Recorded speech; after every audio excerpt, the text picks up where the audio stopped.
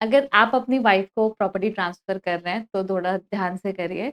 मतलब कर तो सकते हैं, आपकी अपनी बीवी है, बट अगर आप अपनी वाइफ को प्रॉपर्टी ट्रांसफर करते हैं तो फिर भी टैक्स जो है वो कौन से केसेस में आपको लगेगा और कौन से केसेस में आपकी वाइफ को लगेगा। तो उसकी टैक्स प्लानिंग समझने के लिए आओ समझते हैं हमारा सबसे important topic, that is called as clubbing of income. तो हमारे पास दो चैप्टर है, क्लबिंग और सेट ऑफ। ये दोनों में से कम 5 से 6 नंबर का क्वेश्चन जो है वो दोनों में से किसी एक चैप्टर में से आएगा ही आएगा एग्जाम में। कभी क्लबिंग आएगा, कभी सेट ऑफ आएगा, या सेट ऑफ का कुछ पॉइंट आपको एमसीक्यू के फॉर्म में या किसी फॉर्म में पूछा जा सकता है। ठीक है? So hey guys, this is CA Rupal Jain making taxation easy for you. और अभी अपन स्टार्ट करने जा रहे हैं क्लबिंग फॉर वाइफ। ठीक है?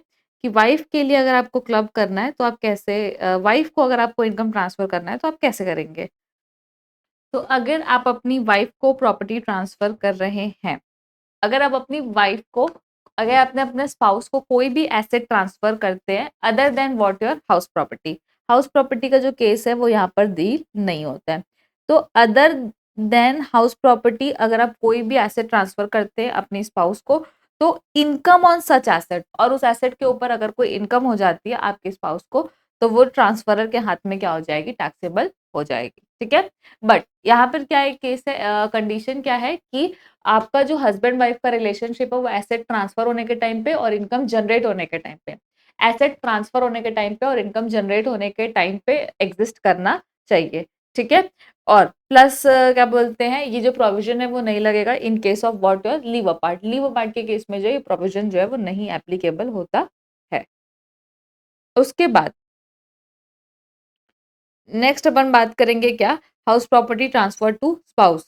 तो अगर आप अपनी वाइफ को क्या ट्रांसफर कर लेते हैं, घर ट्रांसफर कर लेते हैं, वो जो ट्रांसफरर है उसको क्या मान लिया जाता है, डीम्ड ओनर मान लिया जाता है। ठीक है?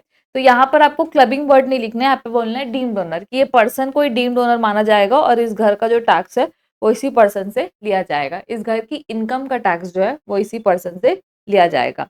अब जो यहाँ पर प्रोविजन में सिर्फ और सिर्फ स्पाउस कवर नहीं होता है, माइनर चाइल्ड भी कवर होता है, एक्सेप्ट माइनर मैरिड डॉटर। अगर आप माइनर मैरिड डॉटर को प्रॉपर्टी ट्रांसफर करते हैं तो डीम्ड ओनरशिप का प्रोविजन नहीं लगता है, लेकिन अगर आप अपनी स्पाउस को या माइनर चाइल्ड को ट्रांसफर करते हैं तो लग जाता है। ठीक है? और यहाँ पर भी प्रॉपर्टी ट्रांसफर हो रही है फ्री के लिए, इनएडिक्वेट कंसिडरेशन के लिए, तो यहाँ पर आप वर्ड लिखते हो विदाउट कंसिडरेशन और फॉर इनएडिक्वेट कंसिडरेशन। विदाउट कंसिडरेशन और इनएडिक्वेट कंसिडरेशन के लिए प्रॉपर्टी ट्रांसफर करते हो तो लगेगा सेक्शन नंबर 27। ठीक है? तो पहले वाले केस में भी विदाउट कंसिडरेशन और इनएडिक्वेट कंसिडरेशन ट्रांसफर कर रहे हो, सेकंड वाले केस में भी विदाउट कंसिडरेशन और इनएडिक्वेट कंसिडरेशन के लिए प्रॉपर्टी ट्रांसफर की जा रही है। ठीक है? उसके बाद थर्ड आता है कौन सा, क्रॉस ट्रांसफर। तो क्रॉस ट्रांसफर जो है वो बेस्ट अंडरस्टूड है थ्रू व्हाट एन एग्जाम्पल। ठीक है? तो यहाँ पर अपन देखेंगे कि मिस्टर एक्स जो है वो अपने दोस्त की वाइफ को प्रॉपर्टी ट्रांसफर कर रहा है, मिसेस वाई को, और जो मिस्टर वाई है वो मिस्टर एक्स की जो वाइफ है मिसेस एक्स को प्रॉपर्टी सॉरी अमाउंट जो है वो ट्रांसफर कर रहा है। ठीक है? अब मिसेस एक्स को जो है इस 9 लाख रुपए पे 40,000 का इंटरेस्ट आता है। ठीक है? और मिसेस वाई को इस 14 लाख में 90,000 का इंटरेस्ट आता है। तो जो मैचिंग अमाउंट है दोनों तरफ में, मैचिंग अमाउंट कितना हुआ, जो सबसे विच एवर इज लोअर, कितना है 9 लाख। तो 9 लाख पे जो इनकम हो रही है, तो 9 लाख पे इनकम कितनी हुई, 40,000। तो इस 40,000 का जो इंटरेस्ट है वो क्लब हो जाएगा किसके हैंड में, मिस्टर एक्स के हैंड में क्लब हो जाएगा। और इस 90,000 में से 40,000 रुपए क्लब किसके हाथ में होगा, मिस्टर वाई के हाथ में। और बचा हुआ जो आपका जो 50,000 रुपए है वो आपका टैक्सेबल होगा किसके हाथ में, मिसेस वाई के हाथ में। ठीक है? तो 40,000 मतलब कि जो आपका सेम अमाउंट है, मिनिमम अमाउंट जो आपका सेम है, उतना ही उसके ऊपर जो इनकम हो रही वो बस क्लब होगी अपने अपने हस्बैंड के हाथ में। ठीक है? और बैलेंस जो है वो उन्हीं के हाथ में टैक्सेबल हो जाएगा। ठीक है? तो this is called as what your cross transfer. उसके बाद when the asset or money is received by spouse is invested in business, कि अगर एक पर्सन ने अपने स्पाउस को पैसा दिया है और उसने वो पैसे को बिजनेस में लगा दिया है तो ट्रीटमेंट अलग है। अगर वो पैसे को शेयर्स में इन्वेस्ट कर देती है, लोन दे देती है या फिर ऐसे कहीं कर देती है तो उस केस में ट्रीटमेंट अलग होगा। तो ये वाला जो केस है वो किसका है बेटा, बिजनेस का। तो ये जो है वो डिफरेंट केस है जहाँ पे अगर आप अपनी वाइफ को प्रॉपर्टी ट्रांसफर करते हो और वो बिजनेस में लगा देती है तो ये वाला केस एप्लीकेबल हो जाएगा। तो हस्बैंड के हाथ में कितनी क्लबिंग होगी वो आपको इस एग्जाम्पल से पता लगेगा। ठीक है? For example Amita started her business on 15 July 2000 with capital of ₹10 lakh, मतलब एक्स में उसने क्या बोलते 10 लाख के कैपिटल के साथ अपना बिजनेस स्टार्ट किया था। हर business gifted him 5 lakh on 20 July क्या बोलते हैं एक्स, ठीक है। तो उसके हस्बैंड ने उसको 20 जुलाई को गिफ्ट किया, 15 जुलाई को उसने बिजनेस स्टार्ट किया है और 20 जुलाई को उसको गिफ्ट मिला है, मतलब बिजनेस स्टार्ट होने के बाद गिफ्ट मिला है। तो जिस दिन वो बिजनेस स्टार्ट करती ना तो उसी को लेते हैं क्या अपन, ओपनिंग कैपिटल, ठीक है। तो ओपनिंग कैपिटल आप किस दिन का देखोगे बेटा, आप देखोगे 15 जुलाई का, जो कि कितना था 10 लाख। हस्बैंड ने दिया 5 लाख उसको, which she invested in business on the same date, 20 जुलाई को उसने अपने बिजनेस में इन्वेस्ट कर दिया। Profit for the year is 6 lakh, कि 6 लाख रुपए जो क्या है वो है प्रॉफिट है। डिटरमाइन देयर इनकम, तो आपको उसकी इनकम डिटरमाइन करनी है। Since the amount gifted is ₹5 lakh bye her husband is not included in the opening capital, ठीक है, कि जो 5 लाख रुपए बेटा वो ओपनिंग कैपिटल में इंक्लूडेड नहीं है। कैसे इंक्लूडेड नहीं है, क्योंकि ओपनिंग कैपिटल तो मेरे को 15 जुलाई का देखना है और एक्चुअल में वो गिफ्ट मिला है कब, 20 जुलाई को। तो क्या 5 लाख का अमाउंट ओपनिंग कैपिटल में इंक्लूडेड है, नहीं, नहीं है। तो 5 लाख का अमाउंट ओपनिंग कैपिटल में इंक्लूडेड नहीं है, तो यहाँ पर फर्स्ट ईयर में कोई भी क्लबिंग नहीं होगी, क्योंकि जब मैं क्लबिंग का प्रपोर्शनेट करूंगी तो वो मैं किससे करूंगी, ओपनिंग कैपिटल के बिहाफ में करूंगी, ठीक है। तो यहाँ पर क्या लिखा है, net profit for the year is how much, 4 lakh. Next year जो है, तो फर्स्ट ईयर में कोई क्लबिंग नहीं होगी और जो प्रॉफिट हुआ है वो 6 लाख का, वो पूरा अमिता के हाथ में टैक्सेबल हो जाएगा, ठीक है। नेक्स्ट ईयर में उसका प्रॉफिट हुआ है वाई वाई में कितना, 4 लाख रुपीज। तो अब उसका ओपनिंग कैपिटल पिछले साल कितना था, 10 लाख। गिफ्ट मिला है उसको 20 जुलाई को 5 लाख। प्रॉफिट कितना हो गया उसका, 6 लाख। क्लोजिंग कैपिटल कितना हो गया, 21 लाख, ठीक है। तो अब इस 21 लाख में से आपका गिफ्ट कितना है बेटा, 5 लाख। 5 लाख का गिफ्ट है, बाकी बचा हुआ कैपिटल किसका है, बाकी बचा हुआ अमिता का कैपिटल है। तो उसके हस्बैंड के हाथ में जो भी उसका नेट प्रॉफिट है, तो नेट प्रॉफिट कितना है, 4 लाख। तो 4 lakh into 5 lakh divide by 21 lakh करेंगे तो 95,238 रुपीज क्लब हो जाएगा हस्बैंड के हाथ में, और अमिता का शेयर कितना आएगा, तो बैलेंस जो होगा वो अमिता का शेयर आ जाएगा। I hope this is the best example what you can get for this point, so please look at this example again, ठीक है। तो यहाँ पे क्या बोलते हैं कि आपको जो क्लोजिंग क्या बोलते हैं कैपिटल लेना होता है, ये ऑन द ओपनिंग डेट का लेना होता है प्रोपोर्शनेट करने के लिए, ठीक है। अब यहाँ पर क्या हो रहा है कि जो असेसी है प्लस उसके रिलेटिव का किसी फर्म में क्या है, सब्सटैंशियल इंटरेस्ट है, या हस्बैंड वाइफ दोनों का सब्सटैंशियल इंटरेस्ट है, या तो सिर्फ और सिर्फ एक का सब्सटैंशियल इंटरेस्ट है और दूसरे को उस फर्म से रेम्यूनरेशन, बोनस या कमीशन जो है वो मिल रहा है। तो केस क्या है यहाँ पर कि कोई कंसर्न है, ठीक है, उसका क्या है, कंसर्न का क्या है, सब्सटैंशियल इंटरेस्ट है, ठीक है। तो सब्सटैंशियल इंटरेस्ट है अब यहाँ पर, तो सब्सटैंशियल इंटरेस्ट बेटा किसका है, असेसी प्लस उसके रिलेटिव का।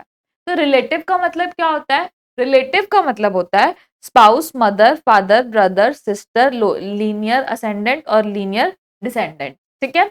तो इनका सब्सटैंशियल इंटरेस्ट है, प्लस उसी फॉर्म से आपके स्पाउस को मिल रहा है रेम्यूनरेशन, बोनस और कमीशन। तो उस केस में क्या होगा कि ये जो रेम्यूनरेशन, बोनस और कमीशन है ना, वो क्लब हो जाएगा जिस भी पार्टनर का क्या है, सब्सटैंशियल इंटरेस्ट है फॉर्म में। सब्सटैंशियल इंटरेस्ट का मतलब होता है 20% और मोर का शेयर, या फिर पीएसआर, प्रॉफिट शेयरिंग रेशो, ठीक है। तो यहाँ पर कंडीशन बोलता है कि एक तो पहली बात, आपका जो पैसा मिल रहा है वो सैलरी, कमीशन या फिर बोनस होना चाहिए, receive from the same concern होना चाहिए, और यहाँ पर असेसी प्लस उसके रिलेटिव का सब्सटैंशियल इंटरेस्ट है, ठीक है।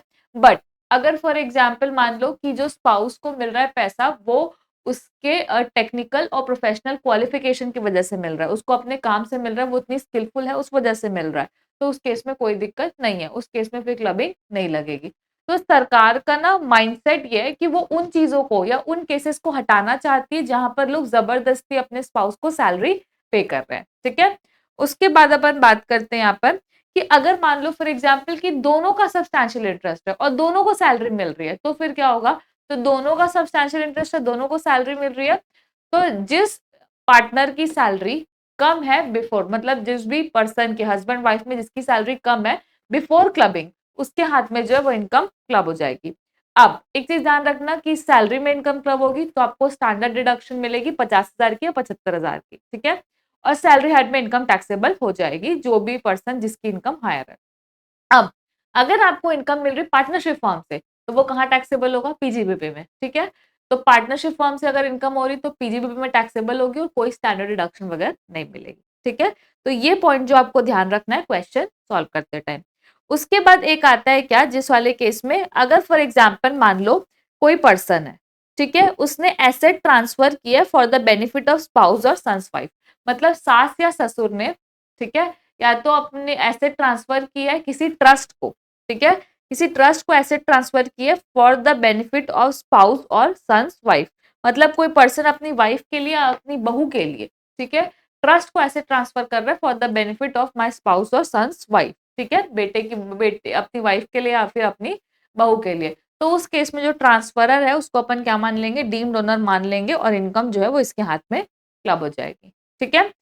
अब ये वाला लास्ट वाला केस बात करते हैं कि अगर कोई पर्सन अपने स्पाउस को कोई पैसा ट्रांसफर करता है, ठीक है, अब फॉर एग्जांपल हस्बैंड ने वाइफ को पैसा ट्रांसफर किया, तो अब वाइफ उसको बिजनेस में नहीं लगा रही है, बिजनेस में लगाती तो पहले वाला केस लग जाता ओपनिंग कैपिटल वाला, वाइफ उसको बिजनेस में नहीं लगा रही, वाइफ क्या कर रही है उस पैसे को वो क्या बोलते हैं वो उस पैसे को शेयर्स में इन्वेस्ट कर देती है, एफडी में लगा देती है या कहीं और इन्वेस्ट कर देती है, ठीक है, बिजनेस में नहीं लगा रही है बस। तो वहां पर उस केस में क्या हो रहा है कि all the clubbing provisions are not applicable to second generation income, मतलब जो ओरिजिनल इनकम, ओरिजिनल जो गिफ्ट मिला है उसमें जो इनकम मिल रही सिर्फ वो क्लब होगी, बाकी इनकम जो है वो क्लब नहीं होगी। तो यहाँ पर क्या बात करता है कि गिफ्ट बाय हस्बैंड कितना है 4 लाख और वाइफ ने उसने 9% पर एनम में इन्वेस्ट किया है, तो 4 लाख का 9% कितना होता है 36,000। तो सिर्फ ओरिजिनल गिफ्ट कितना है 4 लाख और ओरिजिनल इंटरेस्ट उस पर कितना है 9%, दैट इज 36,000। तो जो 36,000 का इंटरेस्ट है ना वो हर साल क्लब हो जाएगा किसके हाथ में, हस्बैंड के हाथ में, ठीक है। और क्या बोलते हैं बैलेंस जो है वो वाइफ के हाथ में टैक्सेबल हो जाएगा। आई hope I am clear, yes, ठीक है। तो ये हमने किसका पढ़ लिया सर, वाइफ का केस। इसको एक बार एकदम शॉर्ट उसमें क्या कर लेते हैं, रिवाइज कर लेते हैं। तो ये बोलता है कि अगर आप क्या कर रहे हो, अगर आप स्पाउस को कुछ दे रहे हो, तो अगर आपने स्पाउस को कोई एसेट ट्रांसफर की है, ठीक है, और अगर आपका हस्बैंड वाइफ का रिश्ता है उस टाइम पे तो कोई दिक्कत नहीं है। तो मतलब उसी केस में जो इनकम ऑन एसेट है वो क्लब हो जाएगी किसके हाथ में, ट्रांसफरर के हाथ में। अगर आप अपनी वाइफ को हाउस प्रॉपर्टी ट्रांसफर करते हैं तो आप उसके डीम्ड ओनर बन जाएंगे। अगर क्रॉस ट्रांसफर का केस होता है तो जितना मैचिंग अमाउंट है उतना क्लब हो जाता है। उसके बाद बात करते हैं क्या, बिजनेस में अगर अपनी वाइफ को गिफ्ट दिया और उसने बिजनेस में इन्वेस्ट कर दिया तो ओपनिंग कैपिटल वाला कॉन्सेप्ट लग जाता है। अगर आप सब्सटैंशियल इंटरेस्ट, ठीक है, किसी फर्म में आपका सब्सटैंशियल इंटरेस्ट है, वाइफ को सैलरी जा रही तो उस केस में जो पार्टनर है उसका क्लब हो जाएगा इनकम, उसके हाथ में इनकम क्लब हो जाएगी। उसके बाद अगर आप ट्रस्ट को एसेट ट्रांसफर करते हो for the benefit of spouse और सन्स वाइफ तो उस केस में क्लबिंग होगी। और लास्ट वाला आपका है कि अदर देन बिजनेस, कि बिजनेस के अलावा अगर आप कहीं और कर रहे हो, अगर बिजनेस के अलावा अगर आप कहीं और कर रहे हो तो उस केस में इनकम जो है वो क्लब हो जाएगी, तो ओरिजिनल इनकम बस क्लब होगी, जो उसके ऊपर एक्रिएशन ऑफ इनकम वह क्लब नहीं होगा, ठीक है। तो ये हमारा केस है sir transfer of asset to spouse का। उसके बाद आ जाओ उसके बाद बात करते हैं किसकी, माइनर चाइल्ड की, ठीक है। सबसे इजी प्रोविजन है, बहुत अच्छा प्रोविजन है। क्या बात करता है कि अगर आपकी बच्चे को, माइनर चाइल्ड को इनकम हो रही है, क्या यहाँ पर आपने एसेट ट्रांसफर की बात की, नहीं, आपके माइनर बच्चों को इनकम हो रही है, कहीं से भी इनकम हो रही है, तो वो क्लब हो जाएगी उस पेरेंट के हाथ में जिसकी इनकम हायर है बिफोर क्लबिंग, ठीक है। अगर आपके माइनर चाइल्ड को इनकम हो रही है तो वो क्लब हो जाएगी उस पेरेंट्स के हाथ में जिसकी इनकम ज्यादा है बिफोर क्लबिंग, ठीक है। तो यहाँ पर क्या बात करता है सर, किसकी बात करता है, एग्जेम्पशन ऑफ 1,500 रुपए पर चाइल्ड, कि जिस भी पेरेंट के हाथ में इनकम क्लब हो रही है उसको एग्जेम्पशन मिल जाएगी 1,500 रुपए पर चाइल्ड की।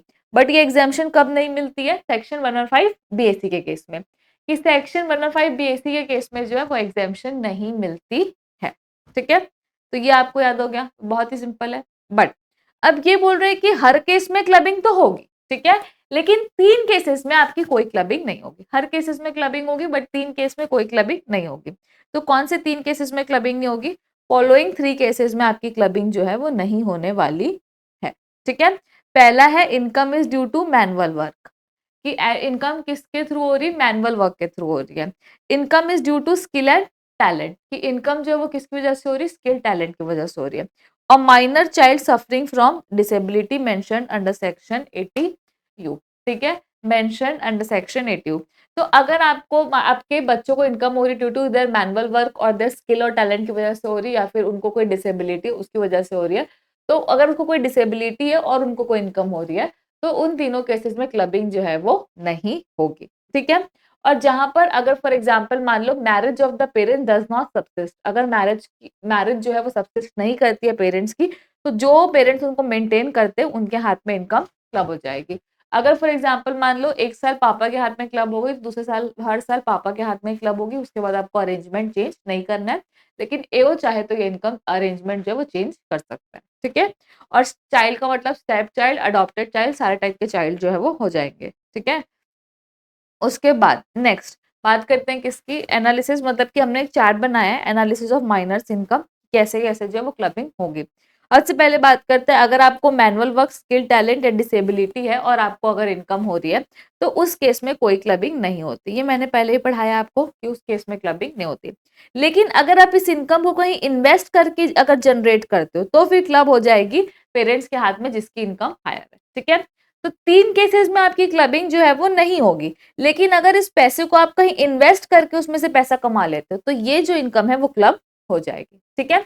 प्लस अगर आपको कोई गिफ्ट मिलता है तो वो टैक्सेबल होता है एज पर 56(2)(10), मतलब 50,000 तक तो ऐसे भी एग्जाम्प्ट है, तो कहीं भी टैक्सेबल नहीं होगा। बट अगर आपको 50,000 से ज्यादा का गिफ्ट मिलता है, तो फिर वो क्या हो जाएगा? टैक्सेबल होगा पेरेंट्स के हाथ में जिसकी इनकम हायर है।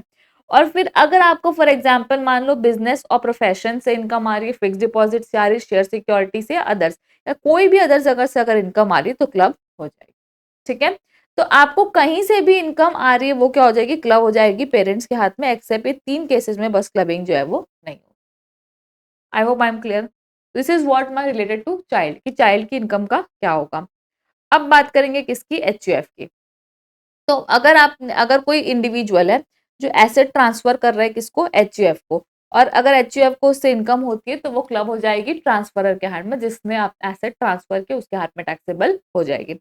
लेकिन अगर आफ्टर पार्टीशन, अगर एचयूएफ का पार्टीशन हो जाता है, तो उस केस में क्या होगा? तो उस केस में हस्बैंड का शेयर हस्बैंड के हाथ में टैक्सेबल होता है, वाइफ का शेयर हस्बैंड के हाथ में टैक्सेबल हो जाएगा, उसमें कोई भी डिबेट इफ एंड बट नहीं है। वाइफ कमाती है नहीं कमाती इससे उसका कोई लेना देना नहीं है। अगर एचयूएफ के पार्टीशन से अगर वाइफ को वो इनकम मिलती है, तो वो हमेशा हस्बैंड के हाथ में ही टैक्सेबल होगी, ठीक है। उसके बाद नेक्स्ट बात करते हैं किसकी? माइनर शेयर, माइनर के शेयर की। तो माइनर की इनकम उस पेरेंट के हाथ में टैक्सेबल होगी जिसकी इनकम ज्यादा है, ठीक है। तो जिस पेरेंट की इनकम ज्यादा है उसके हाथ में टैक्सेबल हो जाएगी। और उसके बाद बात करते हैं मेजर बच्चे की। तो जो मेजर बच्चा है वो उसकी इनकम जो है वो अपने खुद के हाथ में टैक्सेबल होगी, ठीक है। तो माइनर की शेयर, माइनर जिस पेरेंट्स की इनकम हायर है वहां पर जाएगी। वाइफ का शेयर हस्बैंड के हाथ में टैक्सेबल होगा, और हस्बैंड का जो शेयर है वो अपने खुद के हाथ में टैक्सेबल होगा। उसके बाद नेक्स्ट बात करता है income without transfer of asset. अगर आप सिर्फ और सिर्फ इनकम ट्रांसफर करते हैं, एसेट ट्रांसफर नहीं करते हैं, तो ये एप्लीकेबल होता है any person to any person, कोई रिश्ता नहीं है, ये कुछ नहीं है। अगर कोई भी बंदा सिर्फ और सिर्फ अपनी इनकम ट्रांसफर करता है, तो वो सिर्फ उसका मोटो ये है कि वो अपने टैक्स से बचना चाहता है, वो सही में टैक्स पे नहीं करना चाहता। तो इसलिए सरकार ने बोला है कि नहीं, ऐसे लोगों को तो हम पहले क्लबिंग में लाएंगे। तो जहां एसेट नहीं ट्रांसफर करो, सिर्फ इनकम ट्रांसफर करो, तो आप उस वो इनकम आपके हाथ में क्लब हो जाएगी। फिर बात करते हैं किसकी? रिवोकेबल ट्रांसफर की। तो कोई एनी पर्सन दूसरे पर्सन को क्या कर रहा है? रिवोकेबल ट्रांसफर कर रहा है। रिवोकेबल ट्रांसफर क्या होता है? जहां पर आप एसेट ट्रांसफर कर देते हो, बोलते हो कि जब मेरी मर्जी होगी तो मैं वो उस एसेट को वापस ले सकता हूँ, उस ट्रांसफर को रिवोक कर सकता हूँ, खत्म कर सकता हूँ करके, तो उसको बोलते हैं रिवोकेबल ट्रांसफर, ठीक है।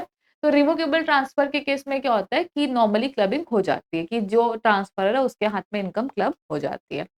बट अगर फॉर एग्जांपल मान लो आपकी रिवोकेबल ट्रांसफर में जो कंडीशन है वो डेथ की कंडीशन है। कंडीशन क्या है कि सामने वाला पर्सन की डेथ नहीं हो जाती, तब तक ये एसेट उसकी रहेगी और उसके बाद वापस से जो एसेट है वो मुझे रिवर्ट बैक हो जाएगी।